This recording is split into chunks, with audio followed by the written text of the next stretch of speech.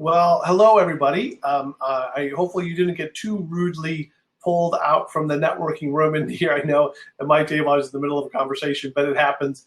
There's no graceful way of doing that. But I hope you enjoyed the Remo platform a little bit.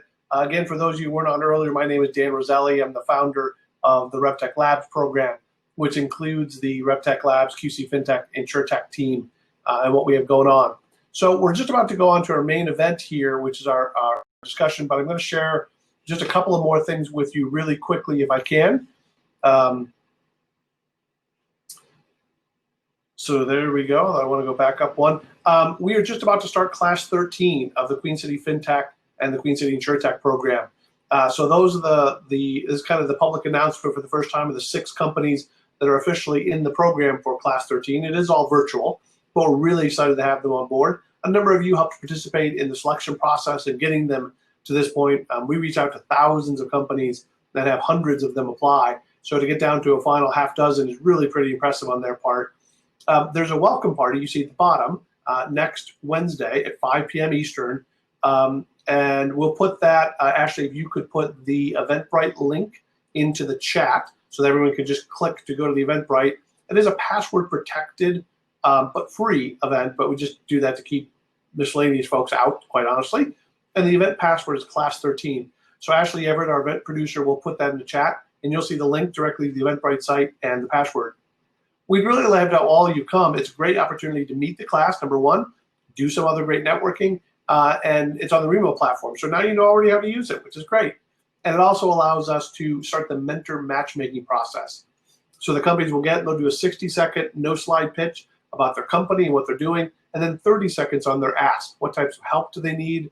What types of connections do they need? What types of mentorship do they need? And so this is your opportunity to get involved and give back. No commitment. If you come and you don't find a company you click with, you don't have to sign up to mentor, but it is the front door into how you can help these companies out, and we would really love to have you all there. Next is the Venture 135 conference. This is our big fall event. This is the largest venture event in the Carolinas every year. It has 4 full days now, focusing first on the Charlotte ecosystem, then on FinTech, then Insurtech, and then HealthTech each day of the conference. It's November 16th through the 19th. And again, Ashley, our event producer, I'm sure, if she hasn't already, is putting the link to that site. And probably one of our codes, I think we have a code for people that come to Insurtech events as a way of saying thank you for coming to the community event. You can get a little discount on the ticket price. So we're happy to do that for everybody. And then over on the right, it talks about the different pitch parties that will happen each day. So while the conference is primarily Series A ready companies, we do have Series B ready companies. We do have international companies that are looking to enter the U.S. marketplace. Again, in all these verticals, FinTech, Insurtech, and HealthTech. And then we also are doing a segment this year on traditionally underrepresented founders. Think female founders, founders of color, more at the seed and the angel level stage.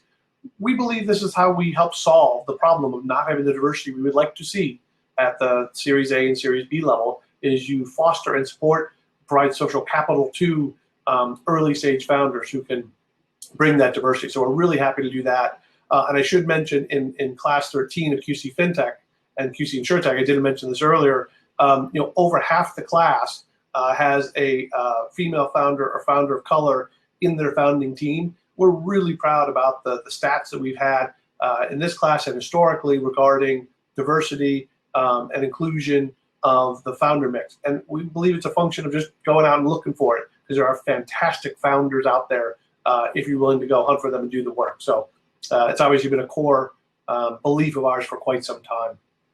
And there I mentioned the ticket code. It's right there on the next slide. Look at that. So the ticket code is Insurtech, and it's good for only 7 days after this event. And so it's a $99 ticket price, which is about 80% off, but only good for the next 7 days. We're trying to incent you and spur you to action. Feel free to share this with friends. We'd ask you not to put it on social media, but if there's others in your company or other people you want to share it with, please do that. We'd like to have them come as well. And there's 3 basic ways you can help us. Purchase the ticket is an obvious. Apply to present. We don't charge companies to present at the conference. We philosophically hate that model, and most venture conferences are based on that model of paying to pitch, and we just don't like it. So all they got to do is take a little bit of time to present, but we need help from folks like you to help promote it, If you see it on social media, like it, retweet it, repost it. We really can use the help to get the word out. We think it's a great asset and a great opportunity for startup founders, but need the community to help make it all live and make it all happen. And then also the event partnerships. We do need money to make it all happen. These things cost money to do. The staff putting on these events takes dollars, takes salary, takes staff. So maybe your organization could help us with that. Caitlin Carpenter is also here from the team. You can connect with Caitlin or myself on that, or potentially sponsoring the conference. So maybe if your organization can, that'd be great. And if not, maybe you know organizations who can. People where you've worked in the past or connections. We really do need the community support to be able to make events like this happen. So thank you in advance for helping us in all three of these ways. And that's it for now. So we got a little medicine in there with the sugar. The sugar's coming up in terms of this conversation with Ken Rosen that's going to be moderated by Mark. I got a chance to meet both these folks, fascinating individuals. And I'll tell you, even when we did the prep call, the conversation was like really natural and fluid. And I think they could have done the whole darn conference in their prep call. But Mark formerly worked at IBM. They're recognized as one of the top influencers in the Insurtech space. We're thrilled to have him be able to come and moderate. So I'm going to let him introduce Ken, where he has the conversation. So I'm going to go back and stop sharing my screen here. And for Mark and Ken, you both should be participants now. And you should be able to come on camera or turn your camera on at the bottom. And there comes Ken. Terrific. And I'm going to turn it over to Mark. Sorry. Turn it over to Mark and let you introduce Ken. So I'm going to turn my camera and mic off and let you two take the stage. All right, gentlemen? Sounds great. Sounds great. And I'm not sure if I've ever been introduced to sugar before. So that was kind of interesting, and but I do enjoy this platform. It was kind of nice to do the remote platform and jump around to some of the tables. So thanks for setting this up. So Ken and I are going to talk about reducing costs and creating an optimal customer experience, trying to find that right balance here.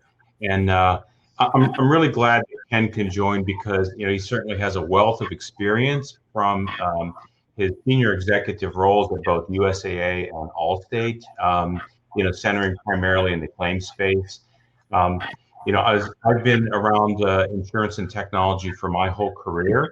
With Strategy Meets Action now, I'm one of the partners, one of the founding partners, and then, as Dan said, 25 years before that with IBM, and that was all working with insurance companies around the world. So let me just kind of kick us off in the discussion here. And I thought the first thing we might do, Ken, maybe is, since we're talking about kind of the customer experience and we're all customers of various industries, I thought it might be fun for each of us to share maybe an experience we had that was maybe frustrating or maybe good or maybe an excellent customer experience, but this is maybe instructive for the group before we dive into the insurance discussion. Yeah, great. So good evening, everyone. I'm glad to be here. And Mark, thanks for that. Appreciate you participate. Yeah, so from a customer experience perspective, I am a car enthusiast. I love buying and selling cars. It's a fun thing for us to do. And our most recent purchase, and I won't talk about the brand because it wasn't a great experience, but there's a lot of little things that didn't go right. Whenever you pick up a car, you'd love it to be clean, right? You'd love it to be in order and showroom condition when you pick it up. It's an exciting day. And when you talk to the salesperson and you clue them into that, like listen to your customer, it's super important to them, you should follow through on that. Well, as you can probably see what I'm going to be talking about, when I went to the dealer to pick up the car, it was at night, I got inside and like all the film was still on the inside of the glass. When you purchase a new car, you're supposed to be cleaning all of that off. And it was still there. It was really annoying to me. It was just a little thing, but super annoying. Go back and talk to the salesman, and it wasn't a big deal to him. My point being there was he should have read those cues from the get-go. I mean, I gave him the information on the silver platter on what makes me tick pretty much. And it's a small thing, but they didn't deliver. And there were a few other things after that that kind of slipped through the experience, one in which I would never go back to that dealer again. But it's these very small things. It's the details that matter. as you're dealing with the public, and listening to those cues is key in any one of these interactions that we might have.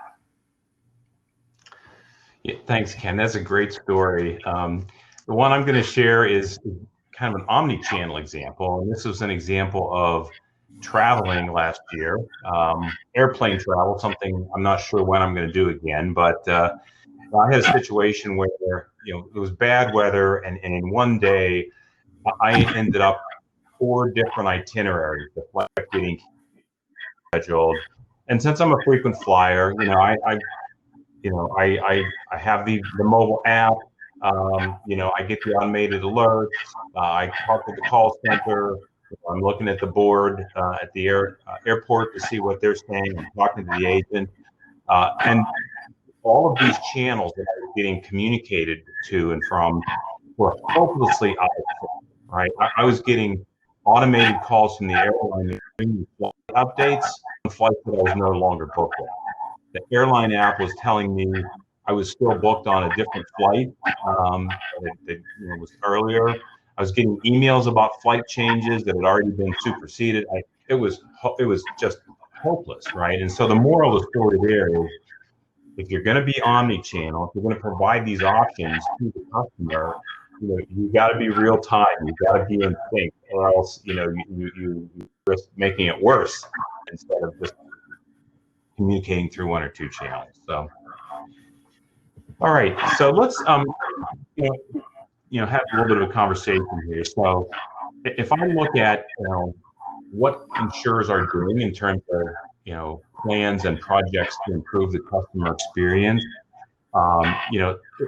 it's at the top of many insurers' lists for 2020. In fact, we do research every year on what are those big strategic initiatives that insurers are focused on, the things that have the attention of the C-suite. And for the first time in 2020, 100% of all the insurers we surveyed, personal lines and commercial lines, said we have a big, huge customer experience initiative, right? So my question, though, to you, Ken, is the world's different than it was when we did that survey at the end of 2019. We've had the pandemic and all the economic repercussions of that.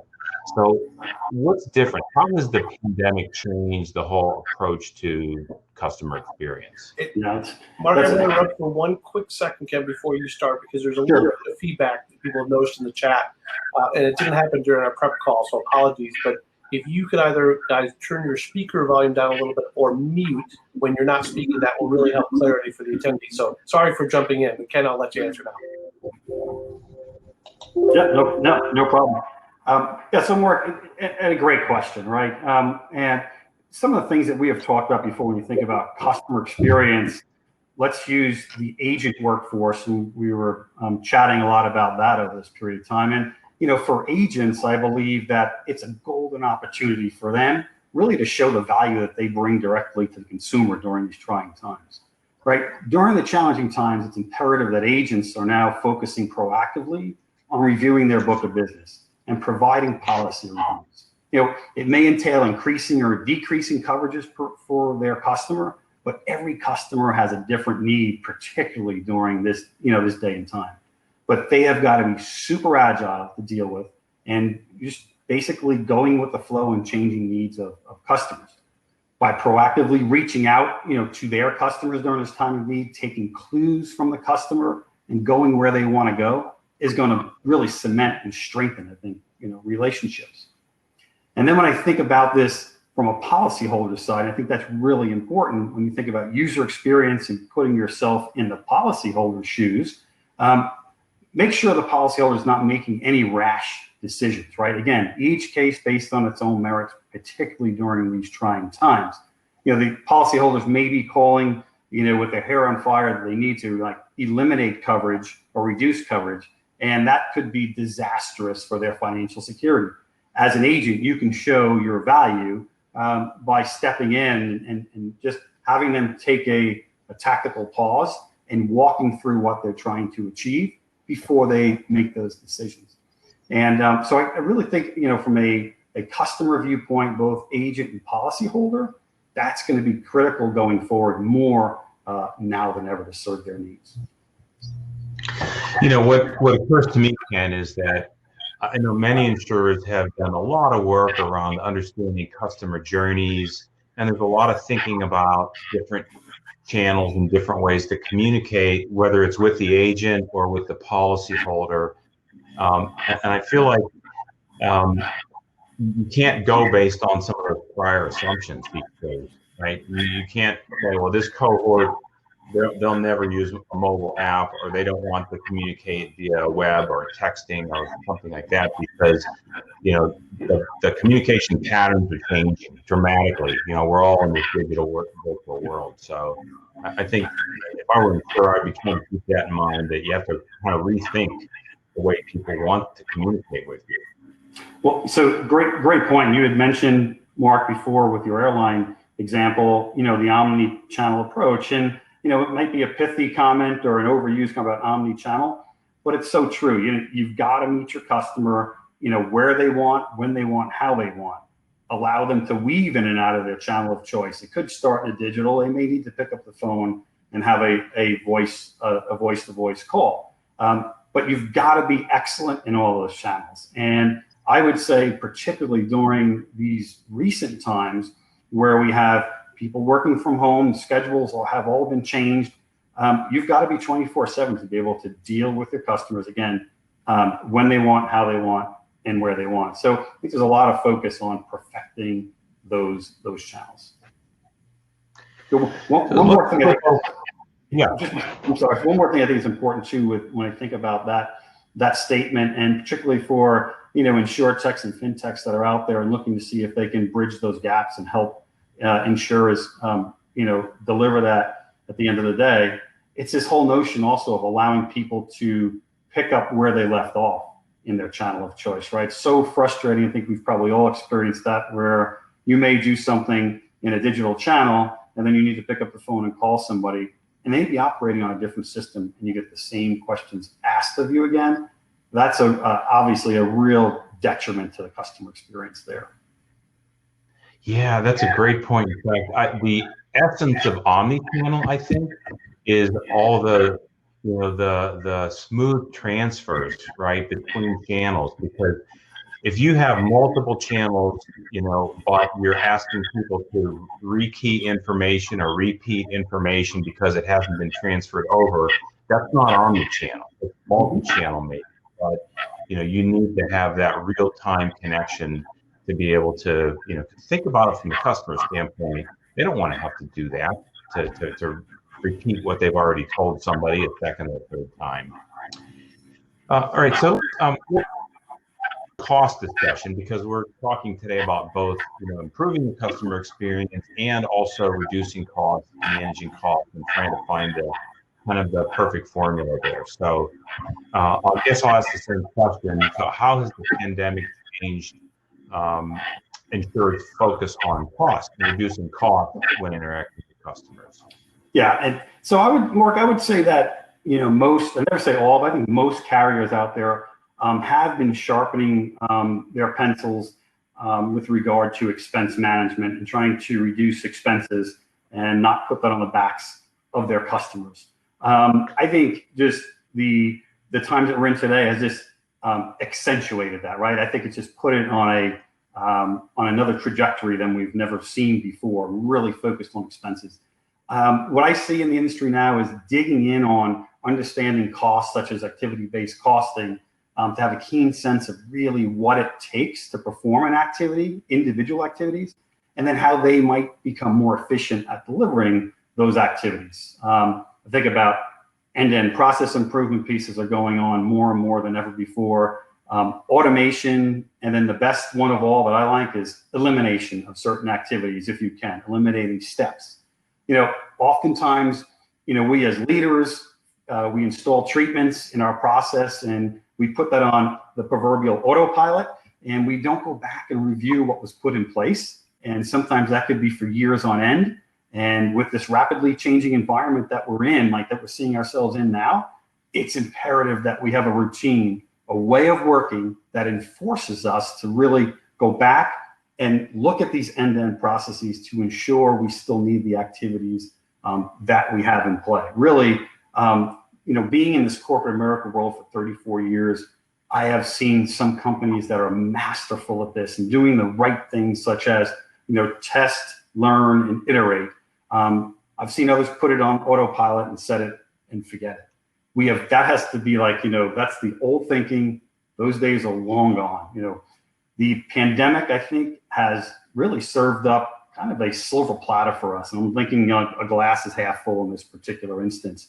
When you think about operating in a virtual format, right, it's somewhat rife with opportunities to reduce expenses, improve cost, improve employee experience, improve customer experience. But we need to really ensure that we understand, the inputs and the outputs of each of our processes and how they impact the scorecard. So again, when you're thinking about expenses, the pandemic has accelerated really the appetite to work virtually, right? Most companies are working virtually right now. If done right, that is a huge opportunity to reduce expenses, reduce real estate footprint, right? Maybe even look at how you're using your footprint overall. I think it creates an environment to be more flexible for employees and make a healthier employee-employer relationship, deepen relationships there. So when operating really in this virtual environment, it's imperative that all businesses have a process in place that measure quality, that measure productivity, and really ensure that you're not falling behind. And I don't say most importantly, but it's significantly important, ensure your scorecard tells an accurate story, and don't try to, put a square peg in a round hole and, hear what you want to hear, but make sure you're looking at this from a very objective viewpoint. Yeah, I guess what I would say, to support that and to go along with the theme of balancing customer experience is, take an outside-in approach to your planning, right? I mean, we're masterful in the industry at thinking inside out and looking at the operations and trying to figure out, where to optimize things, but we don't always consider the implications for the agent we're interacting with, or the policyholder, or the claimant, whoever that might be, right? And one example I would give is, I think when I think of robotic process automation, tremendous potential in the industry, right? RPA is spreading across the industry, but it's also it's easy to start populating that inside your enterprise and automating tasks without really understanding. First of all, you might just be automating something that you should eliminate, to your point, Ken. But secondly, you need to make sure you understand how that affects your outside customer as well. Absolutely. So I guess that gets us to the question of, is it really possible to reduce costs and at the same time, improve the customer experience and, drive higher, improved acquisition and happier customers and all that? Can we do all those things at once? Mark, I am absolutely a firm believer that the answer to that is yes, it is possible. And I absolutely believe that improving expense management and improving the experience for customers and employees together most times go hand in glove. And I'll back that up with, I hope, somewhat of some examples. So I venture to guess that every one of us on this webinar today can think of an experience that they've gone through. And after going through that experience, they'll ask themselves, why did the company operate in that particular fashion? Why did I have to talk to 2 and 3 and maybe even 4 people to get something done? Why did I have to fill that out on a paper format only to see it maybe in a digital format later? Think of your trip to a doctor's office where it feels like every time you enter, they ask you to fill out 10 pages, and then somebody has to be re-inputting that into a digital format. Well, when you fast forward, you think about processes and technology that could help us do that, create a digital channel for customers to self-serve. You absolutely eliminate multiple touch points. You eliminate steps in the process, and it absolutely goes hand in glove with reducing expenses, reducing FTEs, and improving the customer experience. I mean, after all, customers want things that are frictionless, that will flex, weave, and flow with them. And these processes that we have, some of the processes we have in place today are extremely cost prohibitive, and they don't flex, weave, and flow with our customers. Yeah, I've got an example I could give, and it actually it can address this question that's come in. There's a question that's do you think COVID will be positive to forcing changes in the user experience? So let me kind of blend a couple of these things together. One of the things we've seen in our research is that insurers are looking to address some digital gaps that COVID has exposed, right? An example of that is payments, right? Claim payments, especially, right? Because, the industry and, generally everything paper check, right? To claimants at least, right? And so all of a sudden in the work from home world, insurers are having to send people into the office to, to get checks printed and out the door, right? And so there is a huge acceleration in insurers saying we need digital payment capability, right? And I'm not talking Bitcoin, I'm talking, ACH payments and, funding to credit cards, things like that. So that's a perfect example. I mean, like our research shows that 1 in 7, insurers, both on the personal lines and the commercial line side, have accelerated their plan for digital payments to provide more options for the way they can get paid. So an example then I agree with that. But another example that fits squarely into this question head on is, so you think about today in the P&C environment, the P&C claims environment in particular, we have customers reporting their claims, their claim events via the phone the vast majority of the time, right? I would say it's approximately 80% of the time plus customers are picking up the phone and telling us, they've had a bad day. In that process, most companies have some frontline employees that are taking that first notice of loss, most likely junior employees. They take the information from the customer. They do it in a rigid step-by-step format. Sometimes they're not asking questions that are relevant for that particular loss, but they do that anyway because that's what the process says they should do. And then once that 15-minute or so conversation is done, they are either handed off to another adjuster that can handle the claim, or worse, they're given the name of an adjuster and say somebody will contact you, and then the phone tag begins and the multiple touch points begin. Customer experience and frustration, customer frustration rises, experience goes down, employees' experience is terrible in that particular place. Clearly an inefficient process. So eliminating the handoffs when potentially using artificial intelligence and machine learning to segment claims based on what the customer is telling us, taking voice into text so that we can start to segment claims, getting them to the right place the first time, not asking the customer the same questions over and over again because they handed you off to another adjuster, all becomes eliminated in this. I do believe, again, in this virtual environment, because we're getting better and better at working virtually, I think you're going to see that absolutely be expedited. But there is a case in which clearly eliminating steps, clearly eliminating FTEs in the process by reducing the expenses and dramatically improving the customer experience. Yeah, and another way that I see things accelerating because of the environment we're in is, of course, in shifting to more digital and virtual to report a first notice of loss. There's all kinds of self-service capabilities that insurers have had to put out into the market now, right?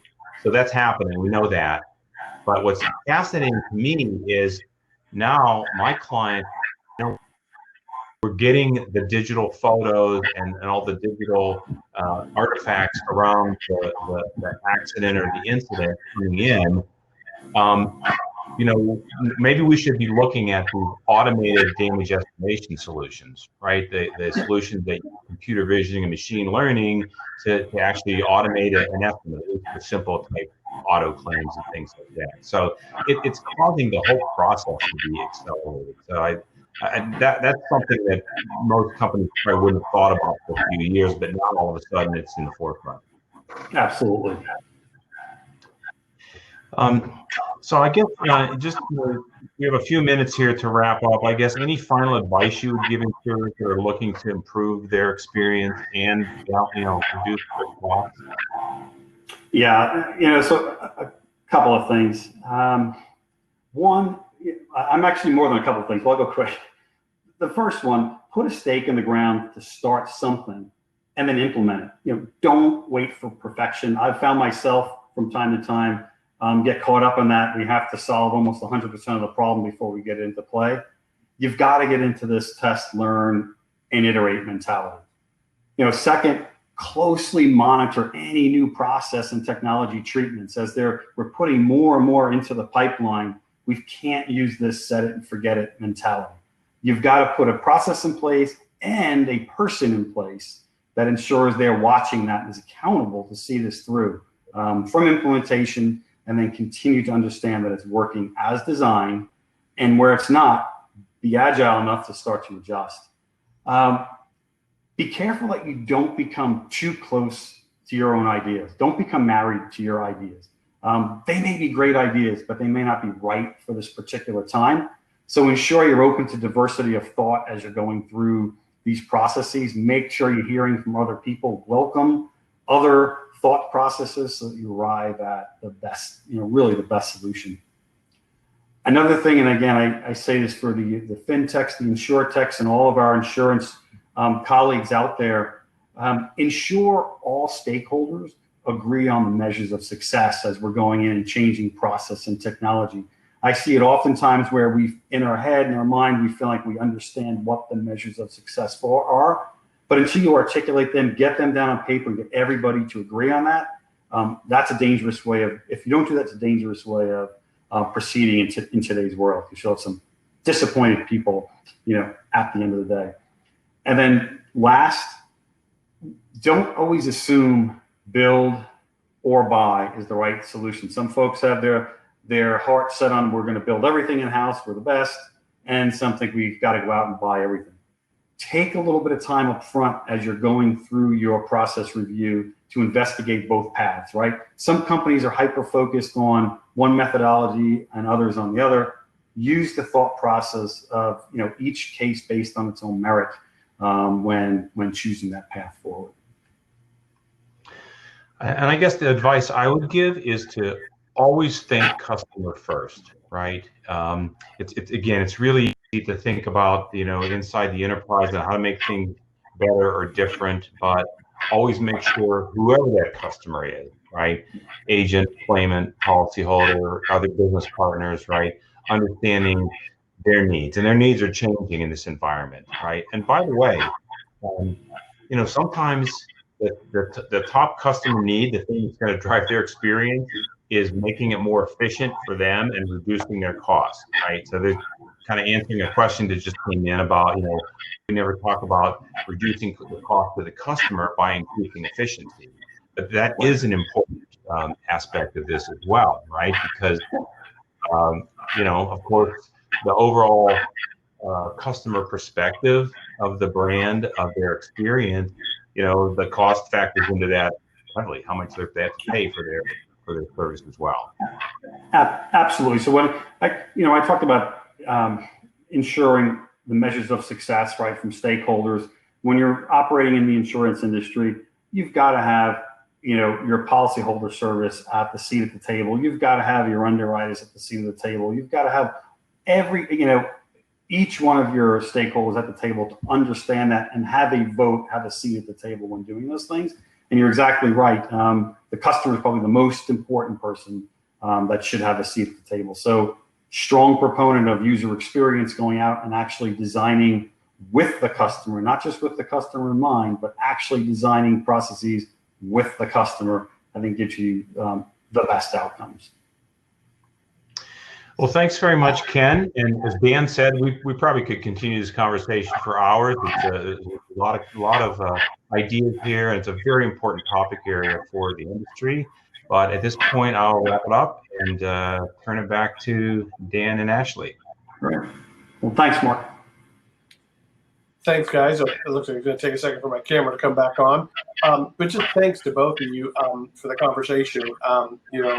Mark for agreeing to come in and host it, and Ken for the insightful kind of decades of experience you have in the industry and thought leadership. It's just great to hear the conversation.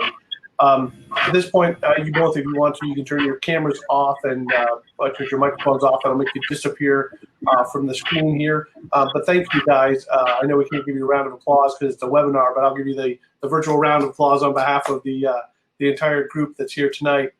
One thing I did want to mention, and Ashley can put this in the chat here for us, is we have another event coming up in October that's an international-oriented event where we've built a coalition of interesting partners in the community in the Insurtech space and the FinTech space, although this one's going to be more Insurtech-oriented regarding pitches of companies from across the globe. One of the weird benefits, if I hate to call it that, of this environment is that we've gotten used to virtual meetings and the world has shrunk, at least from a virtual meeting perspective. And so on October 8th, we're going to have that event where you can come and hear other Insurtechs from around the world internationally come and present. And hopefully she'll have a second to put that in the chat. There it is. And register for that. Again, a free event, but would love to see you come out and do that. Thanks again to all of our selection committee and steering committee that helps put together events, find speakers for us, suggest topics. We think the opportunity to get together and connect and engage is really important still, even with the COVID situation, the ability not to be able to meet in person, the ability to network and do some of this. I hope you enjoyed the Remo platform. We know it's a little glitchy technologically, but provides a different type of interaction. Take us back to the floor, and we have an opportunity to stay and network as long as you like, or at least for a little while longer, not all night, to be able to network with some additional people there. And you can certainly stay and do that. And we will see you at our next event. If you have any questions or problems, again, go to the chat, and I'll take us back to the event floor now so we can do some additional networking. So if I don't get a chance to see you in one of the rooms or one of the tables, have a wonderful evening, and thank you for joining us. We'll talk to you soon.